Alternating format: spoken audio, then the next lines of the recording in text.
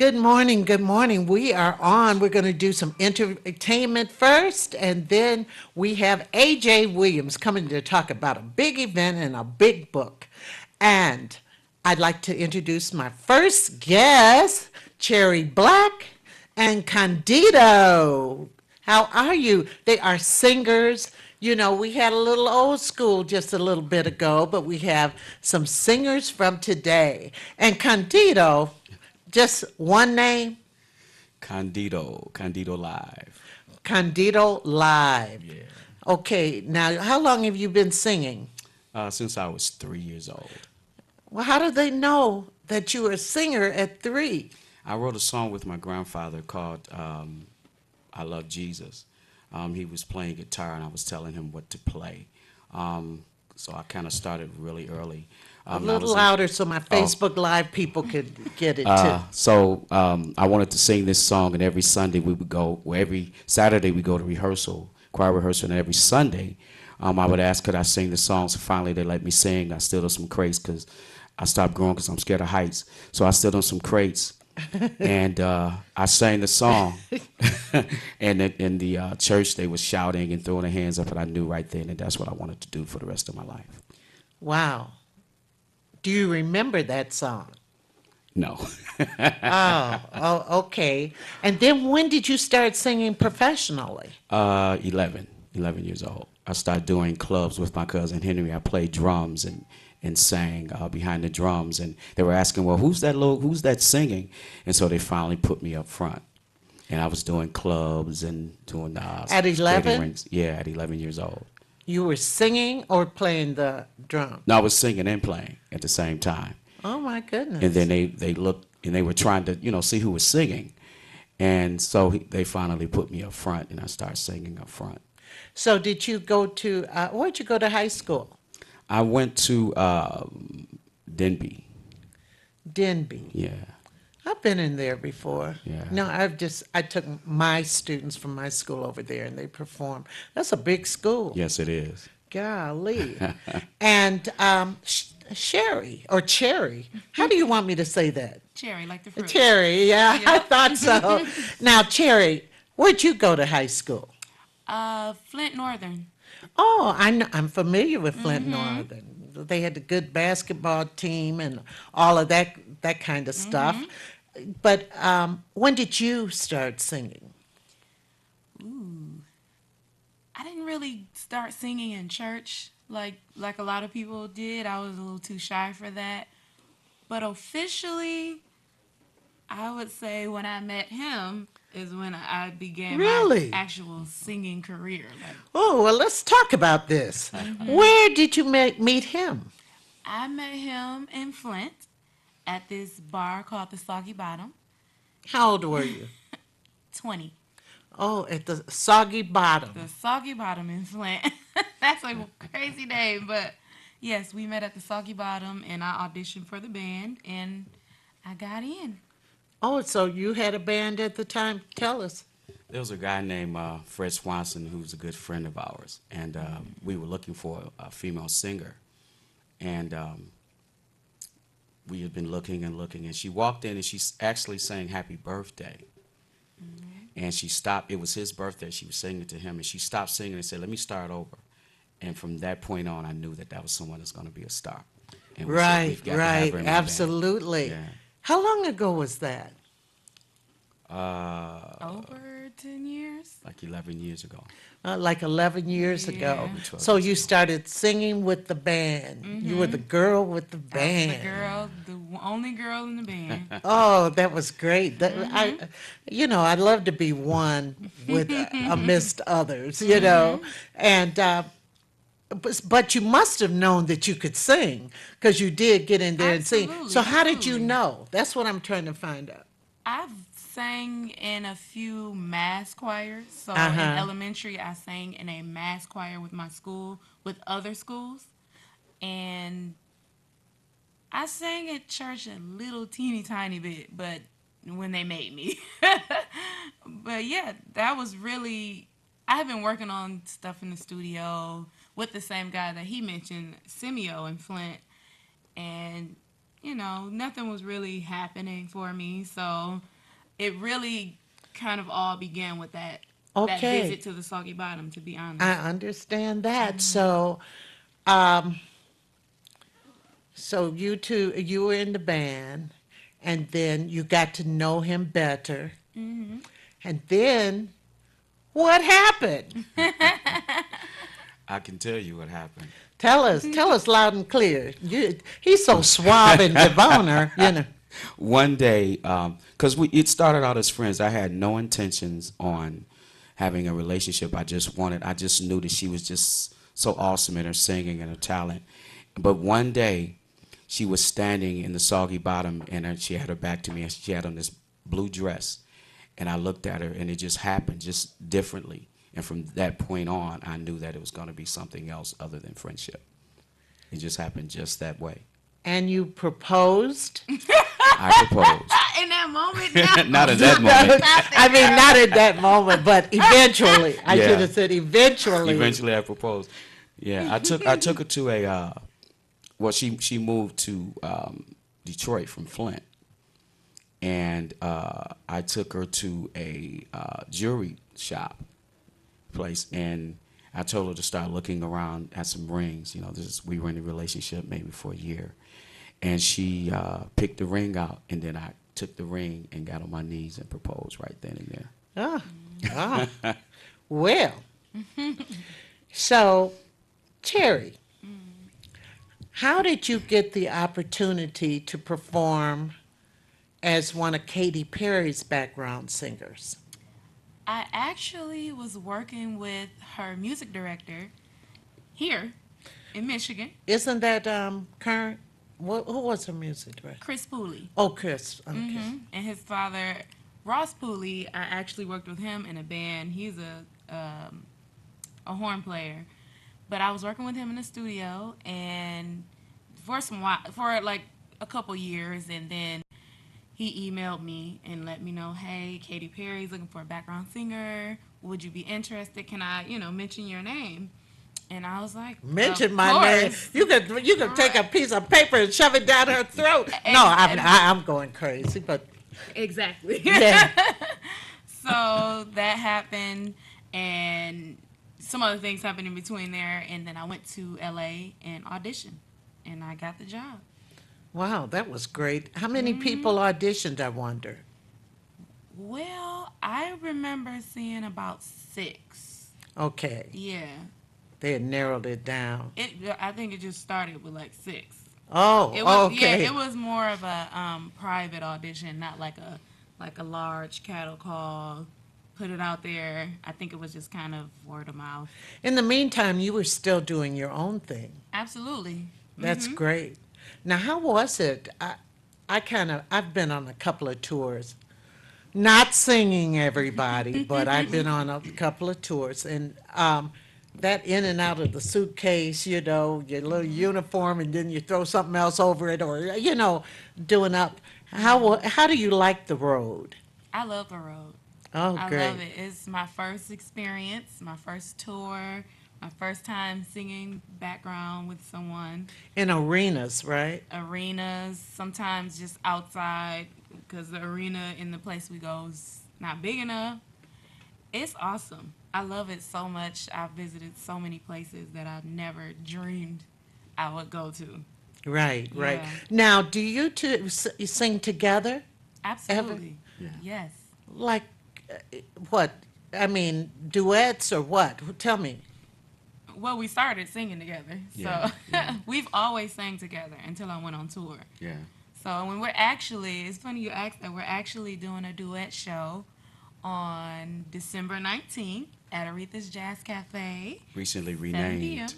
Yes, Aretha's Jazz Yes. Cafe. All new Aretha's Jazz Cafe. Our duet show, it's a Christmas duet show, and it's going to be December 19th at Aretha's Jazz Cafe. Now, is it the two of you? Just the two of us. Oh, wow. And you're going to be singing Christmas songs? and just classic Yes, duets. as well as A mixture, yeah. Yeah. Oh, really? Mm-hmm. Oh, Yeah.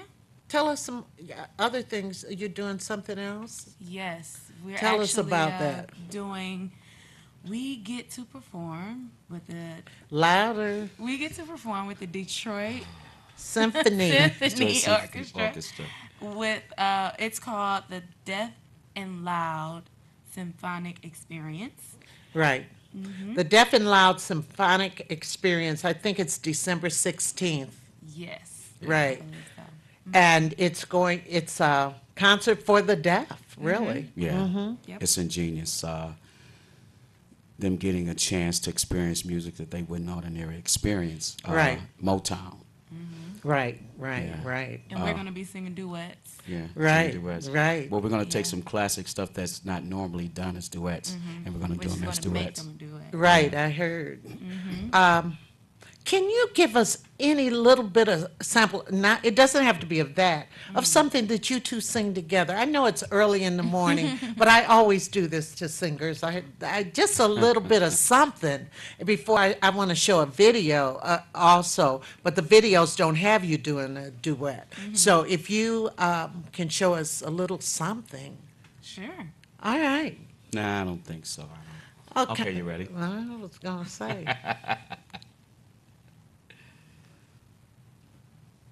They're just looking at each other. How about The Closer I Get to You? Sure. Sounds good.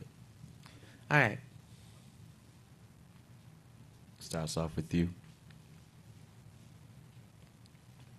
The closer I get to you, the more you make me see. By giving you all I got,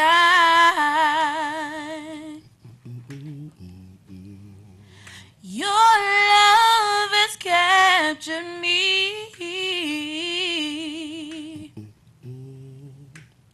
Over and over again, I try to tell myself that we could never be more than friends. But all the while inside, I knew it wasn't real. The way you make me feel. Wow. Everybody give. You know, when you started, it sounded a bit like Donny Hathaway. Wow, thank you. I mean, really did. But it always amazes me when people can sing without the music. A cappella. I mean, those are real singers.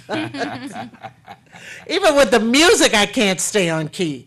But I mean, that is wonderful. Now, we have a video, whichever one you want to do first. We're going to play a little of the video right now. It may be, we'll see whose it is when it comes on. It could be Candido's or it could be Cherry's, but let's see what we get. Oh, it's Cherry Black.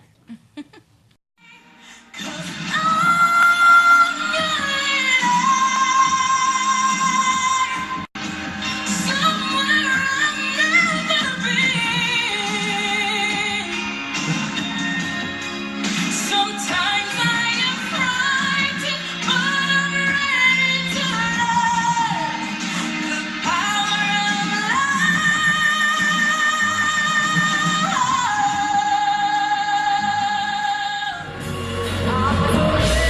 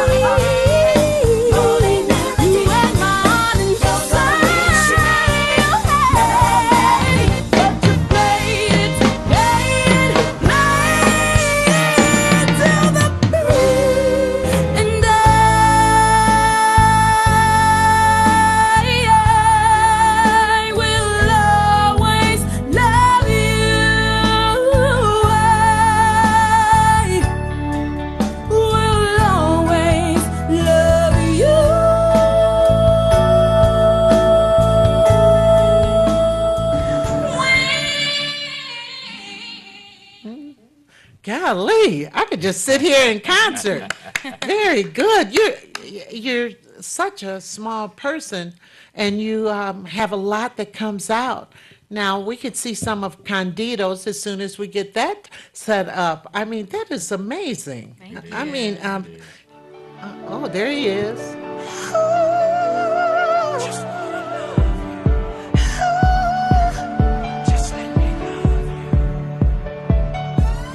My love is patient, my love is kind. My love will hurt you, my love will shine. Like the brightest diamond in the sky. Someone fooled you, betrayed your trust, blew up your heart, turned it to dust. But I promise this won't happen with us. So let the thunder roll, let the lightning strike. I'm gonna write your name up in the sky. I'm gonna love you tonight. Just wanna love you, yeah. Just let me love you. Just wanna love you, love you. Love you tonight. Just wanna love you. Just wanna love you. Just let me love you. Just let me love you. Just wanna love you, love you, love you, love you tonight. You know love can change in a moment.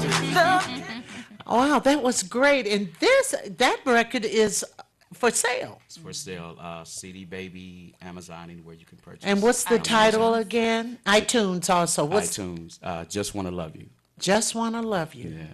That is just a beautiful song. Thank you. So, yeah, you got to get out there and market it and sing it and get the opportunity to sing it. Yeah. Too. That's another thing. That's part and parcel. Because when I started doing poetry, we have a phone call. Good morning. Good morning. Hello. Hello, how are you? Oh, fine. Who am I speaking with? This is one of your friends. I'll tell you in a few minutes. The Candido has always been a great singer, Oh, but the thank young you. lady is awesome. Thank you. This is R.J. Watkinson. Oh, pardon. Is that RJ? Oh, How's it going? Hey, man, what's going on with you?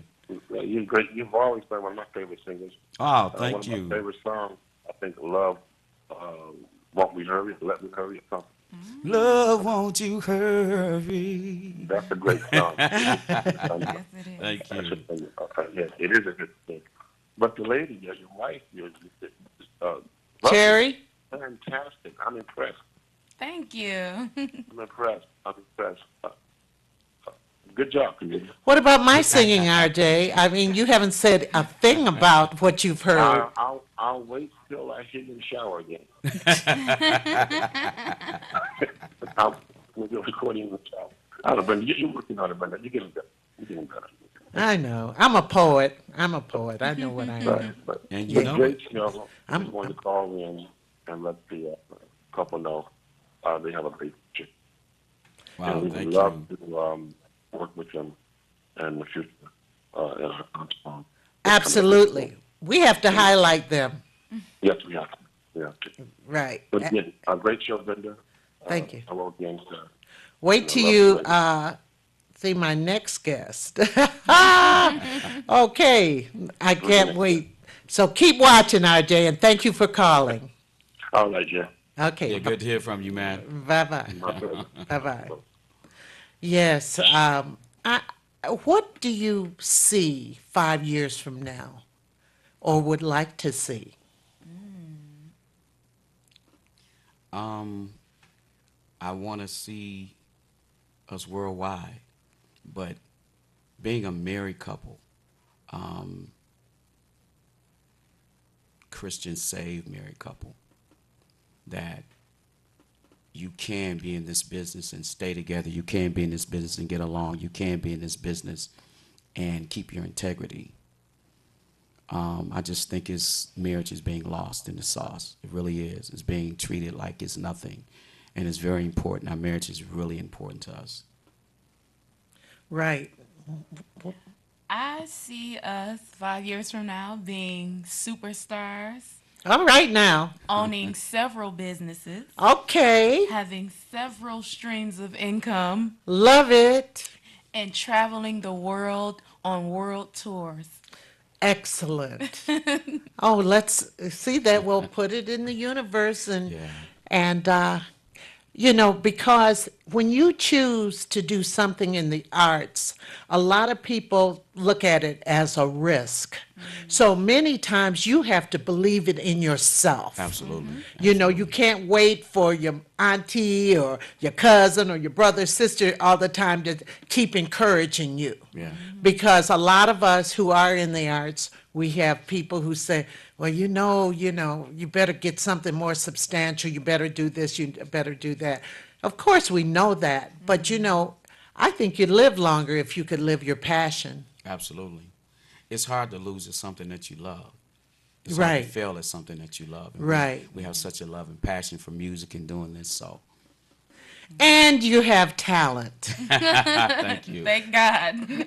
Yeah. So let's tell the audience where they could catch you. I'll be at Motor City Casino tomorrow from 5 to 9 with the Ani Band. Wow, that's great. Yeah. And I will be. There's a few things. Okay. Well, most importantly, coming up, like Miss Brenda said, December 16th, the Deaf and Loud Symphonic Experience. We both will be singing together Motown song. Motown songs, songs. which is going to be, you do not want to miss it. It's a very different type of thing. It's really different. And I have friends who tried to buy box seats and they're sold out already. Wow. So if you want to come to that, you should definitely follow us on Facebook. Cherry Black is my name on Facebook, Cherri Black, and then Candido Live on Facebook. Follow us on Facebook for updates about that event, and also follow us for updates about our duet show on December 19th at Aretha's Jazz Cafe. That is going to be, who hosts that night? Gwen Oh, Fox. that's Gwen's, that's a Wednesday. Wednesday. Yes, That, indeed. yeah, that's what I thought. That's what I Yes. thought.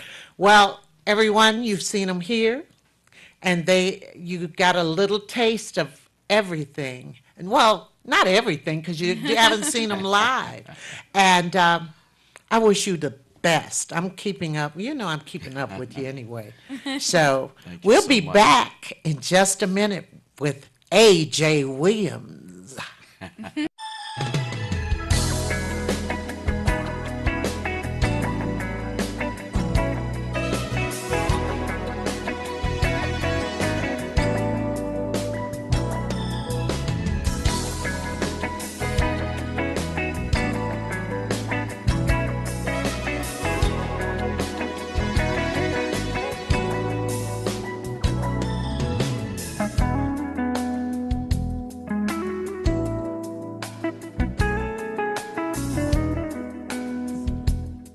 Hi, everybody. You must say, gosh, she has a lot of favorite people, but this is one of my very favorite people, A.J. Williams. Good morning. Good morning. And your job, you're with the Chronicle, right? Yes, Michigan Chronicle.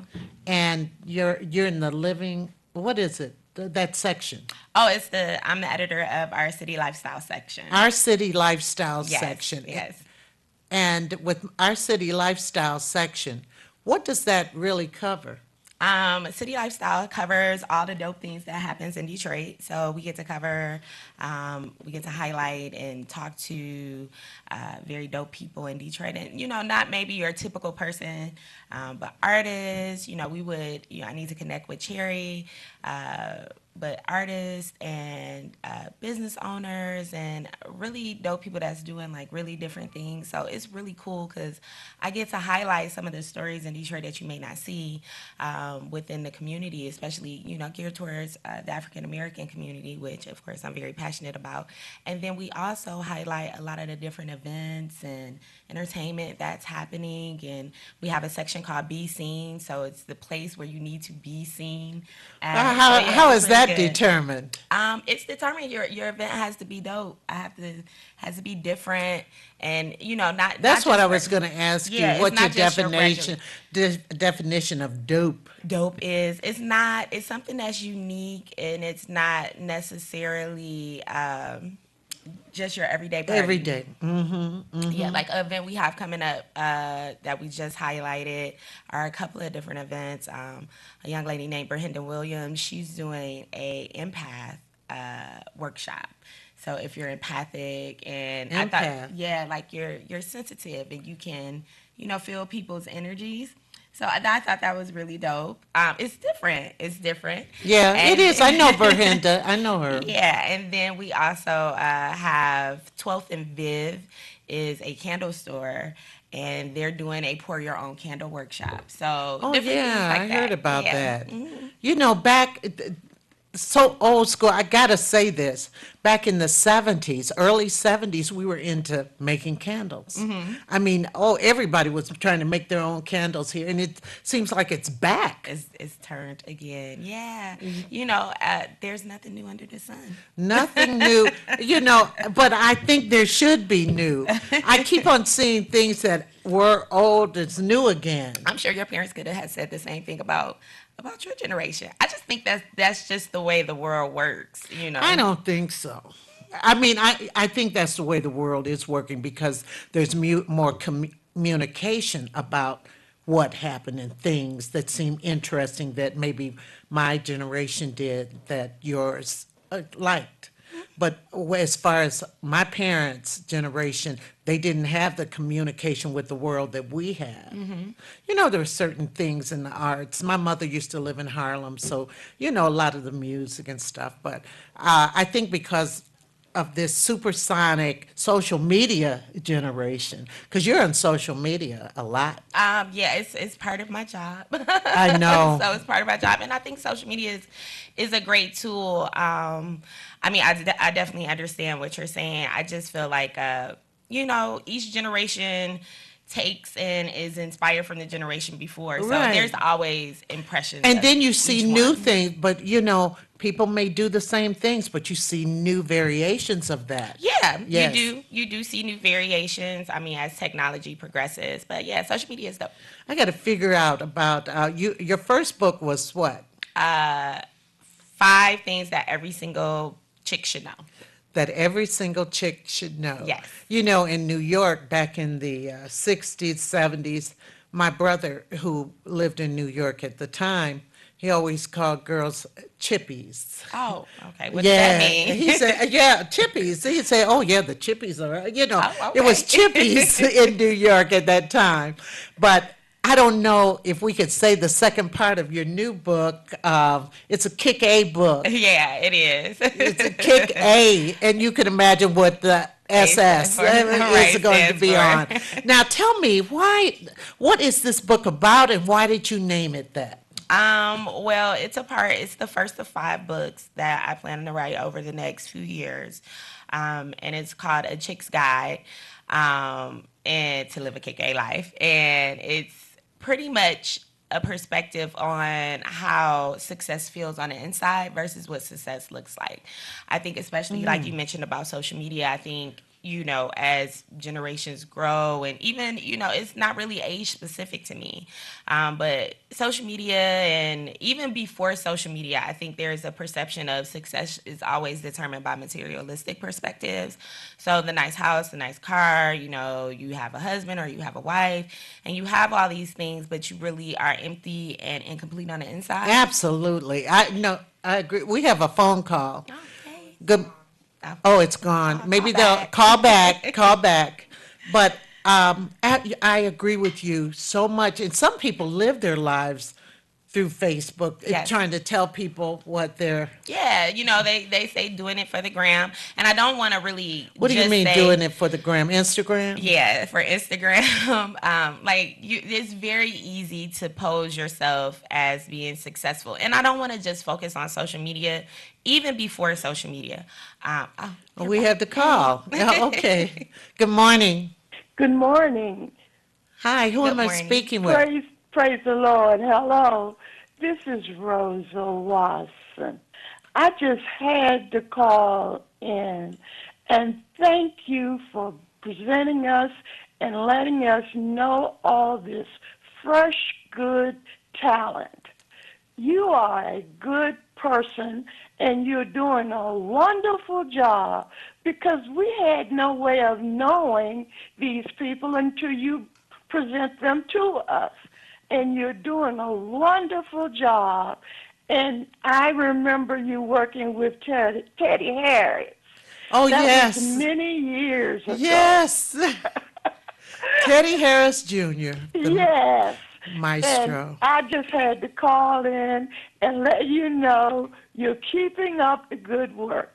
Thank you so much. Well, these great people you have to know about them. Yes. And we need to know and highlight people who are coming after us. Yes, we do. And I want you to know, thanks for letting us know about, and we will support these people. They're young, fresh, and trying to get ahead.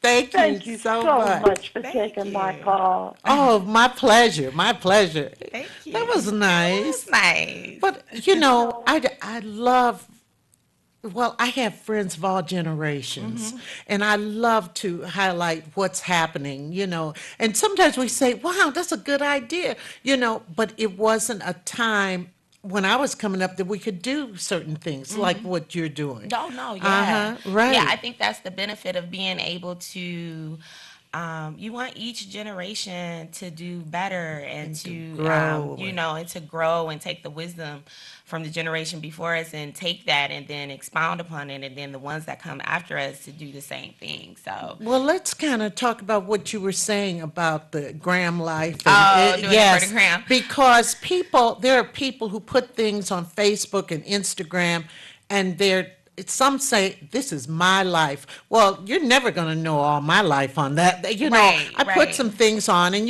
I do a lot of sayings, I love your quotes. Thank you. But I do it because sometimes people need to stop and think about some things. Yeah, no, I think, and I do a lot of quotes in the book, and the book is based off a lot of my personal experience. So it's a very personal book. Like I said, it's the first of 5, and it's the foundational guide because for me personally, and I hope it resonates with everyone. But if you can just take something from the book, I think I would feel that it's a success. But for me, I've had a position of I've been married before, and I've had the car, I've had the money, I've had, this definition of what we are socialized to be successful. And I was unhappy. I was very unhappy on the inside, and I was unfulfilled, and kind of going through this process and this journey of kind of rediscovering myself and really connecting to who I am as a person authentically. I realized that and I don't want people to misunderstand. I think having a great car, a great career that's lucrative and, provides you with a sense of financial security and being in a loving relationship, I think all those things are great. However, especially from the materialistic perspective, all of those things are not the determination of what you feel like as a whole person on the inside. So if you are not whole and complete to yourself on the inside, all those things are just fillers, and they're never going to make you feel whole. Absolutely, absolutely. Because I remember when I was getting a divorce from my children's father, and people were saying, how will you make it? How will you do? And I said, how am I going to make it in this? Yes. Because I had lost so much of me, and it was trying to be suppressed. And then my children, I have two daughters and a son, and I did not want them to think that this is the way relationships Right. go. I believe as you're raising your children, you're raising your grandchildren, because what you show is going to be handed on down the line. Very, So very true. it's like save yourself Yes. so that you can give these others a chance. No, I totally agree. I talk about that in the very first chapter. It's called She Woke. I'm big on hashtags, so all of the chapters starts with a hashtag. Hashtag she woke. Yeah, woke is a big thing Yeah, right now. right, it is. And it kind of talks about self-awareness and me reconnecting back to myself outside of, when we're born, we're born into a socialized perspective based upon our parents and their experiences and things like that. And depending upon where your parent may have come from or the environment, it is a very big determining factor on what your perceived beliefs are. So like you said, if you are in that environment, you're going to perceive that this is the way it is, and then they're going to don't carry you that on to think your that grandchildren. sometimes an uncomfortable situation can become people's comfort zone? The only thing that yes. I was just having a conversation with a friend of mine, and we were kind of talking about it. It went all the way into kind of like Stockholm syndrome, how you identify with your captor and everything. I've been Yes, there too. yes. Burn that Right, T-shirt. yes. Yeah. So it becomes, and I talk about fear in the book is one of the chapters, because if fear is so paralyzing because you don't know what's on the other side. And even though you know what you're in or what you're feeling is not happy, and this is not just in relationships. This is in toxic friendships. This is toxic work environments. It's you know this, and because you don't know what's ahead, even though this is killing you, and even though you know it, you know the pain, you know what it is, and the fear paralyzes you from moving forward. I talk about a quote in the book, one of my mantras, and I might have said it on Table Talk before in other conversations. During that transition time in my life, I had a minister call me, and I wasn't even that close to him. So I think God is always working in divine timing. And he called me out the blue. And I hadn't really shared with very many people. I'm very private on my personal life. So I hadn't shared with very many people at the time what was going on with me. And he was like, you were really just on my mind. And I end up just kind of pouring out what was going on. And at the end of the day, he told me, at the end of the conversation, and I thought he was going to, especially from a church perspective, like stay Start in marriage. preaching, Right. And I was like, okay. But he said, it's better to crash and burn than to die a slow death.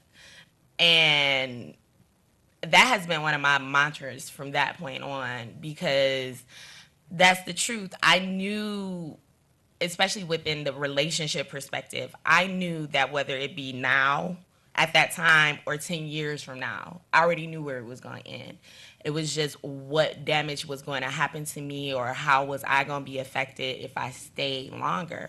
And one thing I can say that God has blessed me with, even though I've struggled with self-esteem and different things in my life, I've always been very courageous. I've always been, I'm the person that's just going to be like, okay, Aren't you forget it. the only girl of boys? I'm the only girl of 4 boys. Right. Yeah, so I'm the one that wants to just jump off the plane and just say, okay, forget it.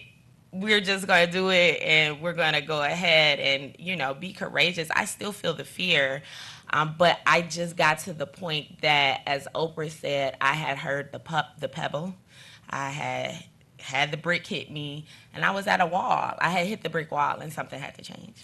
Absolutely, and you used the word toxic, which ironically is one of the dictionaries. That's their word for the year. I just read that 2 days ago. Oh, wow. The word for the year is toxic. Yeah, because we need to get rid of toxicity in our life, and I don't think we even, we just, a lot of times, and this is one of the book's methods, is to just kind of say, hey, like, look at some of this.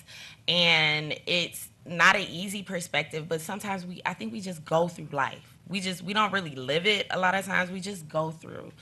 And if you're in a toxic situation, you're so used to, it's the Stockholm syndrome. You start identifying with the toxicity. With the capture, Yeah. the captor, right. And you feel like this right. is just life, so why would I change it?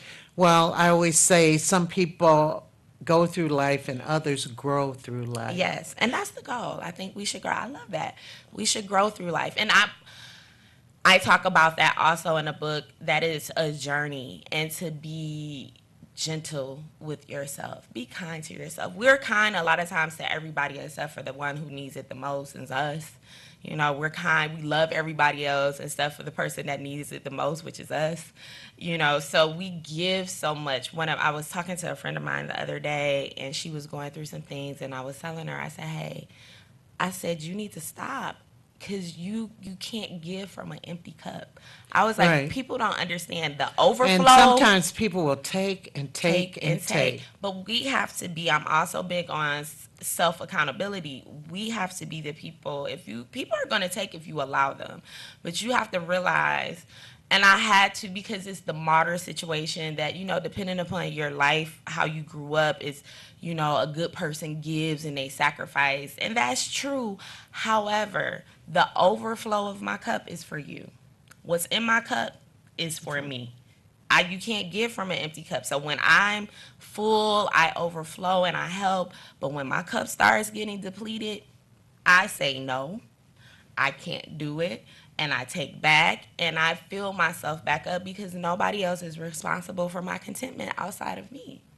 Right, right. Because I always say, don't put the responsibility of your happiness in someone else's hands. And that's the unfortunate thing that many people do. Yeah. A girl could get with the guy she wants and say, oh, now I'm going to be happy. I could just sit back. Yeah, And no. that's not the way it should be. No, because it's not fair for you, and honestly, it's not fair It's for that really person. not fair for that person. It's like, I'm not You're putting a burden on that person. And then that's what the relationship becomes. Yes. And when it becomes that, then you know, toxicity, resentment, all of this stuff grows. I call it a lot of times, and I talked about it in the ebook, 5 Things Every Single Chick Should Know, is I call it Swiss cheese love. And a lot of times when we're not whole and complete, we're not. There's Miles Monroe wrote an amazing book. I think it's Single, Divorced, Separated, Married, and he talks about how you can't. A lot of people are out here married or in relationships and they've never been single. And single, from the definition, that was kind of what started Single Black Chick for me. That's what I was going to, it's like we're reading each other's mind, because the next question I was going to ask you was, when and why did you decide to center on singlehood? On Single Black With- Chick. uh-huh. Yeah, because I felt at the time I was divorced, and this was probably 3 years after me being divorced. And I really wasn't in a perspective of wanting to be in a relationship. I was open to it, but it wasn't my focus. For the very first time in my life, I wasn't focused on trying to be with somebody, Right. or feeling like I needed to be with somebody. I was open to love, and I wanted to love to come in when it wanted to. However, I started to really connect back with myself and understood. I didn't like this thing of, oh, girl, I'm single, or, oh, you know, it's just like single was a curse. I was like, okay, so if single is a curse, and say you're single the majority of your life, and maybe you get married at 50 or 60 versus getting married at 20 or 30. So you mean up into the age of 50 or 60, your life is just miserable. Is that what it is? Is that what single? And then so I wanted to change the dynamic and the definition and really tell people and understand what single is. And I don't think a lot of people go through. I'm big on going through definitions. So I'll look up a word and I know the one definition for it. But there's a lot of times 2-3 different definitions for one word. And with single, it also means whole, Right. complete. Right. You're a One. complete unit. You're one. And that's what you're supposed to be before you start putting yourself out there. And it's not just in relationships, and it's any aspect in your life. When you love yourself wholly and when you're a whole person, you don't respond the same way to things. You don't take the same jobs. You don't be in the same relationships, because your need and your validation isn't forefront. Right. The actual, you can see very clearly, you can make logical decisions on whether or not this is something you want in your life instead of coming from a need perspective. That was the thing I was saying with Swiss cheese, because Swiss cheese has these holes. So I envision like people are like, you're a Swiss cheese slice and I'm a slice, and we're trying to like Yeah, put our make the slice holes and make fit. the holes fit. And if you leave, then you take what you filled up with the hole. So now I'm incomplete again. Absolutely. Versus me filling my But own it's stuff up. better to come in, if you're coming into a relationship, come in as a whole person. Yeah. Whole person, this is what makes me unique, this is what makes you unique, and so forth, because I've had women say, I can't, I get, when I don't have a man in my life, it's just, I've seen people almost panic. And it's a good time to take stock of yourself. That's a cue for me. I had a conversation with a friend of mine, and I asked, I said, have you ever had a moment or a time period in your life where you weren't with someone? And he was like, no. I said, I'm not saying that's something, but you might need to look at that, because you should be able to say, I wasn't in a relationship for 2 years or 5 years or however long, and I was okay with that. People that aren't okay with being by themselves, it causes a red flag for me, because that means that there are some dependencies, I feel, that may not be as healthy. And I'm not saying always. We all have different makeups. Some people are more prone for relationships and some people aren't. However, you should be able to be at home by yourself and be okay. Absolutely, absolutely, absolutely. What do you want people to take? Okay, you said if they could take one thing from this book, what are you trying to get that single person to know their value? Well, see, this book isn't specifically for single people. Good. Yeah. Right. No, this book is for, it's honestly anybody, I think, could take something from the book.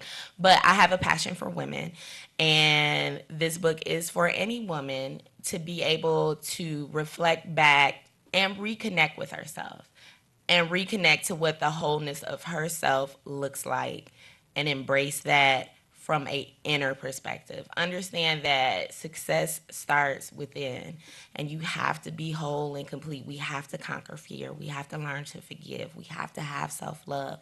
We have to have self-realization of who we are. I talk about envy. We have to face envy. We have to face these things in ourselves in order for us to be whole. And as we're whole, we love I'm better. working on something that has to do with envy. Well, really, the 7 deadly sins. Oh, awesome. And I never was the kind of person to say, "Wow, envy or covet somebody else's stuff," because I think that's a dummy mission. Number one. Okay. Number two, you have your own things, you have your own talent, you have your own, but a lot of people look at other people as their mirrors. Well, yeah, a comparison is the thief of happiness.